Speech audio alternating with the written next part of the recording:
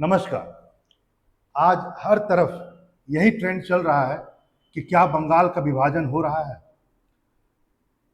क्योंकि बंगाल के जो बीजेपी के एक प्रमुख नेता हैं, यदि मैं कहूं बंगाल बीजेपी के प्रमुख, उन्होंने प्रधानमंत्री से मिल करके उत्तर बंगाल को अलग करने की बात की है। और अब ऐसा लग रहा है कि सरकार ने मन बना लिया है, क्योंकि आपको पता है एक शायरी भी है कि सियासत में जरूरी है रवादारी, वह समझता। रवादारी का मतलब होता है शिष्टाचार। तो सियासत में जरूरी है रवादारी, वह समझता है, लेकिन वह रोजा तो नहीं रखता, इफ्तारी समझता है। तो बात है, ये सियासत है। सियासत में हर चीज पॉसिबल है। यदि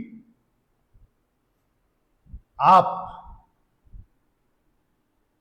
इस तरीके से आगे न बढ़ पाए तो दूसरा तरीका इस्तेमाल किया सकता है। मैं टीएमसी के नजरिए से यह बात कह रहा हूं, क्योंकि टीएमसी ने इसका विरोध शुरू कर दिया है। लेकिन आगे क्या होगा ये तो कहना मुश्किल है। फिलहाल न्यूज यही है और हर तरफ यह न्यूज छाया हुआ है कि make North Bengal a part of North East state. कौन कहा? BJP state president Sukanta Majumdar ने कहा है कि भैया नॉर्थ बंगाल को अलग करके नॉर्थ ईस्ट का स्टेट बना दीजिए। और अब यही बात हर तरफ छाया हुआ है। यहां पर यह बात जरूर ध्यान रखें, बुधवार की बात है, प्रधानमंत्री से मुलाकात करके बकायदा जो प्रमुख हैं सुशांता जी ने कह दिया। अब फैसला जो है प्रधानमंत्री को करना है कि वो ऐसा करेंगे कि नहीं करेंगे। लेकिन जो मजुमदार जी ने आगे इस बात को जरूर कहा कि पश्चिम बंगाल को विभाजित करने से उत्तर बंगाल क्षेत्र पर केंद्र का विशेष ध्यान जाएगा और साथ ही साथ जो उपेक्षा की जा रही है बार बार वह उत्तर बंगाल की, उससे उसको निजात मिलेगा। यहां पर उन्होंने एक बात और भी कहा कि यदि हम इसको, यहां पर एक बात ध्यान रखेंगे, उन्होंने बाकायदा कहा कि यदि नॉर्थ बंगाल को काट करके एक नया स्टेट बना दिया जाए और उसको नॉर्थ ईस्ट में के स्टेट के रूप में ट्रीट किया जाए तो केंद्र के बहुत सारे अलग से जो लाभ नॉर्थ ईस्ट स्टेट को मिलते हैं वह भी मिलेंगे। बातें तो बड़ी अच्छी हैं, लेकिन फिर मैं कहूं राजनीति है, सियासत है भैया, होता रहेगा। चलिए यहां पर एक बात जरूर जाने, तृणमूल कांग्रेस, जैसा कि आपको पता है होना चाहिए कि बिहार का जब विभाजन हो रहा था, लालू जी उस समय थे, उन्होंने कहा था कि झारखंड एक अलग राज्य मेरी लाश पर बनेगा, लेकिन झारखंड बन गया। यहां पर तृणमूल कांग्रेस का भी जो वक्तव्य है कुछ ऐसा ही है। तृणमूल कांग्रेस के इस विभाजन को उन्होंने एक साजिश कहा और एक सांसद है सुखेंदु शेखर रे ने कहा यह अलगाववादी कदम है, ऐसा कह के इसको बताया। आगे उन्होंने क्या कहा, अजीब सी बातें कही। उन्होंने कहा कि जिन्होंने संविधान के तहत शपथ ली है ये उसका उल्लंघन है। उत्तर बंगाल बंगाल का अभिन्न अंग है। यहां तक कि प्रधानमंत्री के पास ऐसी असंवैधानिक और अवैध मांगों को स्वीकार करने का अधिकार नहीं है। सर, एक अलग स्टेट की मांग कब से असंवैधानिक और अवैध हो गई? और प्रधानमंत्री इसको यदि मान लें तो कैसे ये असंवैधानिक हो गया, समझ में नहीं आया। पश्चिम बंगाल, आगे वो कहते हैं, यानी रे साहब तृणमूल कांग्रेस के, कि पश्चिम बंगाल को विभाजित करने की भाजपा एक नापाक साजिश कर रही है, क्योंकि पार्टी 2011 से लगातार चुनाव में जा तो रही है लेकिन जीत नहीं पा रही। बातें तो अजीब। चलिए देखते हैं क्या हो सकता है। पहले तो आप इस बात को समझें कि मामला संवैधानिक है या असंवैधानिक। देखिए, संविधान का जो भाग 1 है, वैसे तो 22 भाग है, लेकिन भाग 1 में जो अनुच्छेद 3 है, वैसे 4 अनुच्छेद है, 4 आर्टिकल है, 1 2 3 4। तो जो 3rd आर्टिकल है वह संसद को यह शक्ति देता है कि वो नए राज्य का निर्माण कर सकता है, और यह प्योर कॉन्स्टिट्यूशनल है। असंवैधानिक का इसमें कोई प्रश्न नहीं उठता है। अनुच्छेद 3 में क्या क्या बातें कही गई है जरा सुनिए। इसमें कहा गया है किसी स्टेट का यदि आपको एरिया बढ़ाना हो तो बढ़ा सकते हैं। दूसरी बात, कम करना हो तो भी कर सकते हैं। चलो, तीसरी बात, किसी स्टेट की सीमा में यदि परिवर्तन करना हो तो भी किया जा सकता है। उसके नाम को बदलना हो तो भी बदला सकता है। नए राज्य का निर्माण भी किया जा सकता है। कैसे कर सकते हैं जरा देखिए। पता लगा किसी राज्य से आपने किसी क्षेत्र को अलग कर दिया और नए राज्य का निर्माण कर दिया, या दो राज्य थे उनमें से कुछ जगह को लेकर के आपने नया राज्य बना दिया, तो इस ढंग से, या दो राज्यों को मिलाकर के, दो छोटे छोटे राज्यों को मिलाकर के आपने स्टेट बना दिया। तो ऐसे करके आप कुछ भी कर सकते हैं। और यहां पर एक बात और भी ध्यान रखें, स्टेट ही नहीं बना सकते हैं, आप यूनियन टेरिटरी भी बना सकते हैं। क्योंकि जम्मू एंड कश्मीर यूटी था, सॉरी स्टेट था, फुल फ्लेज स्टेट, और उस स्टेट को दो भागों में तोड़ करके यूटी बना दिया गया। अब चलिए आगे, यहां पर इस बात को भी ध्यान रखें कि नया राज्य या केंद्र शासित प्रदेश यदि बनाना है तो इसकी शर्त क्या है। शर्त यह है कि ऐसा करने के लिए आपको राष्ट्रपति की पूर्व स्वीकृति आवश्यक है। आर्टिकल 3 आप पढ़ रहे हैं। सेकंड पॉइंट कहा जाता है कि संबंधित राज्य विधानमंडल को निर्देशित समय सीमा में, एकदम फिक्स टाइम में के भीतर ऐसे प्रावधानों को मंजूरी देनी होगी। मतलब सरकार चाहे, संसद चाहे, वैसे मान लो बंगाल का विभाजन करने जा रही है तो स्टेट लेजिस्लेचर में यह मसौदा जाएगा, लेकिन टाइम पीरियड बाउंडेड होगा कि इस टाइम पीरियड में आप अपना उत्तर दे दीजिए, यस नो कुछ भी हो। इसमें कहा गया है मंजूरी देनी होगी। अब बाय चांस मंजूरी न दिया तो आप कहेंगे कोई दिक्कत नहीं है, आप कुछ भी दीजिए, ये केवल औपचारिकता है।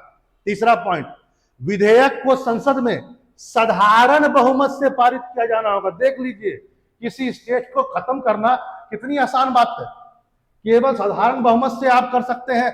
नए स्टेट का निर्माण या एक बड़े स्टेट को तोड़ सकते हैं, इसमें कोई विशेष बहुमत की आवश्यकता नहीं होती है। यहां पर एक बात और भी ध्यान रखें, अनुच्छेद 4 क्या कहता है इसको भी सुन लीजिए आप आज। आर्टिकल 4 कहता है कि अनुच्छेद 2 और 3 जो मैंने अभी बताया, 2 जो है जो मैंने अभी नहीं बताया आपको, 2 ऐसे तो 4 है मैंने पहले ही कहा, 2 में यह कहा गया कि कोई क्षेत्र भारत में शामिल होता है तो उसके संबंध में बातें की गई, तो मैं अभी उस पर बात नहीं कर रहा हूं।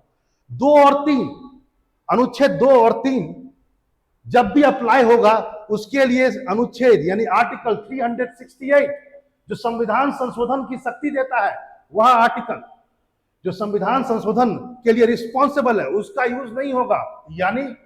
यानी सर नए राज्य का निर्माण को संविधान संशोधन भी नहीं कहा जाता है। आप सिंपल वे में समझ लीजिए, क्योंकि 368 का यूज ही नहीं होता है, आर्टिकल 4 कहता है। अब आप समझ सकते हैं, और साधारण बहुमत तो होगा ही। चलिए कुछ और बातें जिसके विषय में जान लीजिए पहले आप।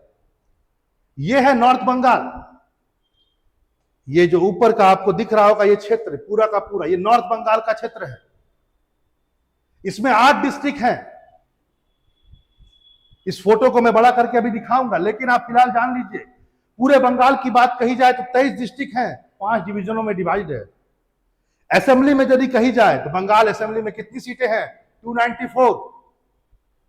राज्यसभा की 16 और लोकसभा की 42 सीटें हैं। अब देखिए यहां पर क्या बात बैठ रहा है। यही वह क्षेत्र है जिसको अलग करके नए राज्य की बात की जा रही है। इसमें 8 डिस्ट्रिक्ट हैं। कूच बिहार 1, अलीपुरद्वार 2, जलपाईगुड़ी 3, कालिम्पोंग 4, दार्जिलिंग 5, उत्तरी दिनाजपुर 6, दक्षिणी दिनाजपुर 7 और मालदा 8। ये 8 डिस्ट्रिक्ट आपको दिख रहे हैं, यही 8 डिस्ट्रिक्ट है। इन्हीं 8 डिस्ट्रिक्टों को, और इन 8 डिस्ट्रिक्टों में 8 लोकसभा क्षेत्र है, याद रखेंगे। अच्छा एक बात और भी जानिए, एक बहुत अच्छी बात, उत्तर बंगाल के इन 8 डिस्ट्रिक्टों में इस बार के लोकसभा चुनाव में बीजेपी का प्रदर्शन पिछले बार से थोड़ा खराब रहा, लेकिन फिर भी अच्छा रहा। पिछले बार तो 8 में 7 था, यानी 2019 के इलेक्शन में। इस बार 8 में 6 सीट, जब पूरे बंगाल में बीजेपी का प्रदर्शन खराब रहा और पूरे बंगाल में बीजेपी केवल 12 सीट जीत पाई 42 में से, उस परिस्थिति में भी उत्तर बंगाल उसके साथ खड़ा रहा और उत्तर बंगाल में वह स्वीप कर गया, 6 सीट जीता। मालदा का 1 सीट उसे हाथ नहीं लगा, यहां कांग्रेस ने जीत दर्ज की। वहीं कूच बिहार, यहां पर टीएमसी ने जीत दर्ज की। बाकी सभी क्षेत्र में भगवा लहराया। यहां पर कुछ बातों को आप जान लीजिए। दार्जिलिंग और जलपाईगुड़ी जो जिले हैं, इसमें अनुसूचित जाति और जनजातियों की संख्या का जो अनुपात है, कौन सा, दार्जिलिंग और न्यू जलपाईगुड़ी, जलपाईगुड़ी भी कहा जाता है, न्यू जलपाईगुड़ी भी कहा जाता है, यहां पर एससी और एसटी की संख्या का अनुपात ज्यादा है।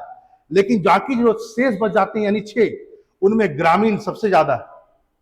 यहां पर आप कोलिंगपोंग को भी ध्यान में रखें, इस क्षेत्र को, ये सबसे नया बना हुआ जिला है, किसमें, बंगाल का। चलिए आगे बढ़ते हैं और चीजों को देखते हैं।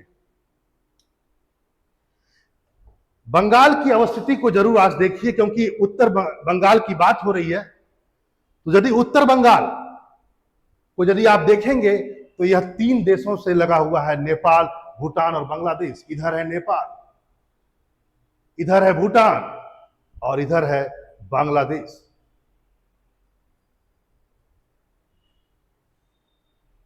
यह क्षेत्र जब आप औपनिवेशिक शासन काल में, क्योंकि पूरा भारत जब अंग्रेजों का गुलाम था, तो यह क्षेत्र, आसाम तो है ही, लेकिन यह क्षेत्र, नॉर्थ बंगाल का क्षेत्र, यहां पर चाय उद्योग का विकास बहुत जबरदस्त हुआ। इसके कारण से कई प्रकार की विभिन्न जातियां भी यहां आकर के बस गई, जो यहां की नहीं थी। वह भी चाय उद्योग जब बढ़ा तो बाहरी लोग भी आए, रोजगार की तलाश में आए और वह भी यहां आकर के बस गए।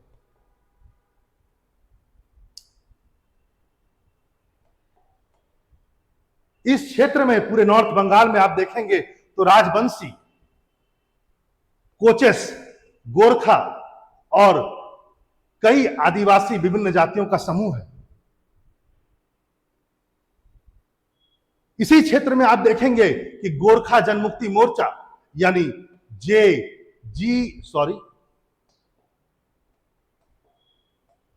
जीजेएम, आगे आप देखेंगे अखिल भारतीय आदिवासी विकास परिषद, कमतापुर पीपुल्स पार्टी और अन्य कई पार्टियां बनी इसी क्षेत्र में, एक पृथक उत्तर बंगाल के लिए एक पृथक राज्य की मांग के लिए। यह बात अलग है कि इन सभी आंदोलनों में एकजुटता नहीं है। ये सभी आंदोलन, चाहे वह गोरखा जनमुक्ति का आंदोलन हो, चाहे वह अखिल भारतीय आदिवासी विकास परिषद का आंदोलन हो या कामतापुर पीपुल्स पार्टी का आंदोलन हो, ये सभी इस क्षेत्र में जरूर चाहते थे कि अलग स्टेट बने, लेकिन सभी आंदोलन अलग अलग है। इस विषय पर भी हम आज पढ़ेंगे और देखेंगे। बंगाल प्रमुख जो बीजेपी के हैं वो उन्होंने तो कहा ही है, लेकिन इससे पहले कुछ और लोगों ने भी इस बात को कहा। कौन कौन लोग हैं जरा देखिए। पूर्व केंद्रीय मंत्री और अलीपुर द्वार के पूर्व सांसद जॉन बरला, ये भी उनमें शामिल है, जिन्होंने कहा था कुछ क्षेत्रों को मिलाकर के उत्तर बंगाल को अलग किया जाए और एक नया स्टेट बनाया जाए। और भी कुछ आप देखें, इसमें कुछ और नाम आपको देखने को मिलेगा। गृहराज मंत्री निशित प्रामाणिक भी ने कहा है कि भाई बंगाल को उत्तर बंगाल को अलग करके एक नया राज्य बनाया जाए, क्योंकि उनका दावा है इस क्षेत्र में विकास की कमी है। वहीं भाजपा के जो दार्जिलिंग के सांसद हैं राजू बिस्ता, उन्होंने भी इसका समर्थन किया है और कई बार उन्होंने कहा है कि इसको अलग स्टेट बनाया जाए। और सबसे बड़ी बात जो आपको समझना होगा आज, वो यह है कि भाजपा ने 2024 का जो इलेक्शन भाजपा लड़ी है बंगाल क्षेत्र में, उसने बाकायदा कहा है कि मैं उत्तर बंगाल को एक नया राज्य बना करके दूंगा। तो यह कोई शून्यता में, सियासत जरूर है, मैंने बार बार कहा, लेकिन यह मामला शून्यता में नहीं है, क्योंकि बंगाल में बाकायदा जो चुनाव हुआ उसमें बाकायदा बीजेपी ने कहा है कि हम बनाएंगे। लेकिन यहां पर बात ध्यान देना क्या है, जो बंगाल प्रमुख गए थे मजुमदार जी जो मिलने के लिए, उन्होंने कहा उत्तर बंगाल को अलग कर दीजिए और उसको उत्तर पूर्व के स्टेट में मिला दीजिए या उत्तर पूर्व के स्टेट के रूप में उसको परिभाषित कीजिए। नॉर्थ ईस्ट के, लेकिन उन्होंने यूटी की बात की, फुल फ्लेज स्टेट की बात नहीं की। लेकिन वहां के लोग नहीं चाहते हैं केंद्र शासित प्रदेश, वह इस मांग से खुश नहीं है। वह चाहते हैं कि एक फुल फ्लेज स्टेट बने उत्तर बंगाल में। आज आप इस बात को भी समझें कि उत्तर बंगाल में जो एक नया स्टेट बन रहा है, यह कोई आज की बात नहीं है। वहां पर कई सालों से आंदोलन हो रहे हैं। मैंने जैसा पहले कहा, कई आंदोलन हुए, सबका आंदोलन करने का आधार अलग अलग था, लेकिन वास्तविकता वही थी कि वो चाहते थे कि एक अलग स्टेट बने। और इसमें बहुत बड़ा नाम आपको गोरखा आंदोलन का मिले, जो एक नया स्टेट चाहते थे, एक अलग बंगाल में राज चाहते थे, गोरखालैंड, जो कि स्वतंत्र गोरखालैंड की बात वो करते थे, एक नया स्टेट के रूप में। ऐसे ही जैसा मैंने अभी थोड़ा देर पहले कहा, कामतापुर या ग्रेट कूच बिहार, चाहे स्वतंत्र गोरखालैंड की मांग हो या कामतापुर स्टेट की मांग हो या ग्रेट कूच बिहार की मांग हो, ऐसी मांगे वहां पर लगातार होती रही है। यह बात अलग है कि यह अलग अलग आंदोलन हुए, इसमें एकजुटता नहीं थी। पहले बात हम लोग करते हैं स्वतंत्र गोरखा आंदोलन के बारे में। सबसे पहले बात, स्वतंत्र गोरखा आंदोलन सबसे पहली बार जो मांग उठाया था गोरखा राष्ट्रीय मुक्ति मोर्चा ने, GNLF, जिसके संस्थापक कौन थे? सुभाष घिसिंग, जिन्होंने 1980 के दशक में एक हिंसक आंदोलन के माध्यम से पूरा प्रयास किया कि अलग गोरखालैंड बने, एक स्वतंत्र गोरखा राज्य बने। घिसिंग के एक बहुत विश्वस्त सहयोगी थे, उनका नाम था विमल गुरुंग। आगे चलकर विरम गुरुंग इनसे अलग हो गए, यानी GNLF से अलग होकर के उन्होंने एक नई पार्टी बनाई, उसका नाम था गोरखा जनमुक्ति पार्टी। और यह पार्टी ने बहुत तगड़े तरीके से गोरखालैंड की मांग को तेजी से और आगे बढ़ाना शुरू कर दिया। 2007 में आपको पता होगा, अलग गोरखालैंड की मांग बहुत ज्यादा गर्म हो गई। लगभग 104 दिनों तक उस एरिया में बंद रहा। वहां के लोगों ने अलग गोरखा राज्य की मांग पर बंद किया। यह बात अलग है, सरकार ने विभिन्न नेताओं को UAPF की धाराओं में अंतगत अरेस्ट करके थोड़ी देर के लिए शांत किया। लेकिन जैसा मैंने कहा, बीजेपी ने अपने बाकायदा इस बार के चुनाव में अलग स्टेट की मांग को बोला है। देखते हैं कहां तक बात बनती। कामतापुरी, यह भी एक अलग राज्य की मांग से संबंधित एक शब्दावली है। कामतापुरी एक क्षेत्र को कहा जाता है जहां पर कोच वंशीय राजवंशीय राजा का शासन होता था। कूच बिहार जिले के लोगों का एक अनुसूचित जाति समुदाय है। कामतापुरी के बारे में यदि कहा जाए ये लोग कौन है, तो बेसिकली ये एक अनुसूचित जाति है जो कूच बिहार से बिलोंग करते हैं और ये चाहते हैं कि अलग कामतापुर राज्य बने, और इसके लिए उन्होंने आंदोलन किया।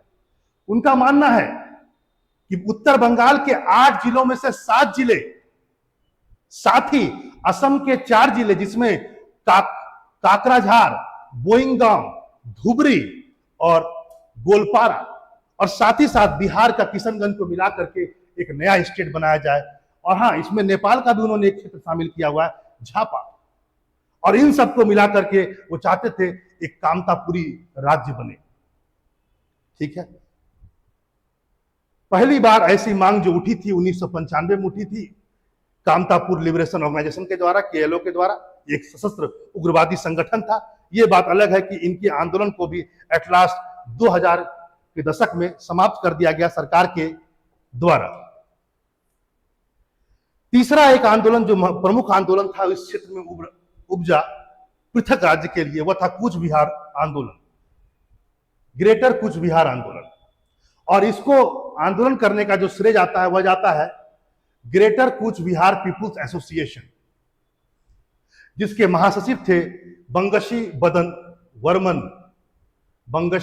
बदन वर्धन के द्वारा यह शुरू किया गया। 1998 में इनकी यह पार्टी ने असम, कोकराझार, बोइंगांव और धुबरी जिलों के साथ उत्तर बंगाल के 7 जिलों को मिलाकर के बोला अलग राज्य बनाया जाए। इसमें बिहार और नेपाल का मांग नहीं था, लेकिन इस आंदोलन को भी एट लास्ट समाप्त कर दिया गया। इनकी 2008 होते होते यह आंदोलन भी निष्क्रिय हो गया। लेकिन जैसा कि मैंने कहा, अलग गोरखालैंड की मांग लगातार टोटल आबादी जो है इस क्षेत्र की वो 1.7 करोड़ है उत्तर बंगाल की, और इसमें अधिकांशतः हिंदू है, इसके बाद मुस्लिम है और इसके बाद ईसाई और बौद्ध है। तो आपने देखा अलग बंगाल राज्य की मांग, और शायद ये कुछ दिनों में आपको जरूर सुनने को मिलेगा कि ऐसा कोई स्टेप लिया जा रहा है। चलिए फिर मिलते हैं एक नए टॉपिक के साथ। नमस्कार।